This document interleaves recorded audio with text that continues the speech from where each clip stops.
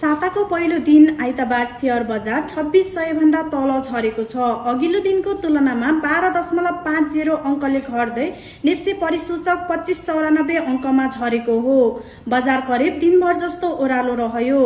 कारोबार रकम केही बढेको छ। अघिल्लो दिन 3 अरब 49 करोड बराबरको भएकोमा आज 4 अरबको भयो। 56 कम्पनीको मूल्य बढ्दा 197 को घट्यो भने 6 को स्थिर रह्यो। सबै समूहका सूचकको उतार चढाव 1% भन्दा कम रह्यो।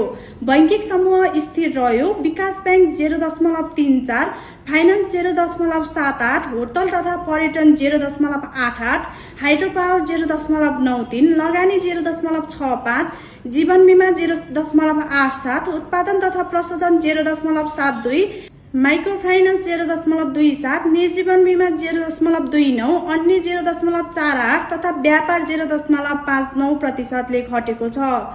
दुई कम्पनीको मूल्य 10% बढ्यो। 10% बढेका कम्पनीमा स्वस्तिक लघुवित्त र एसवाई प्यानल छन्। त्यस्तै अप्पर ह्याङ्बो हाइड्रो पावरको 4.70% मूल्य बढ्यो। सिटी होटलको मूल्य सबैभन्दा धेरै 6.26% घट्यो। श्रीनगर एग्रिगेटको 4.65 तथा लक्ष्मी लघुवित्तको 4.55% घट्यो। आज धेरै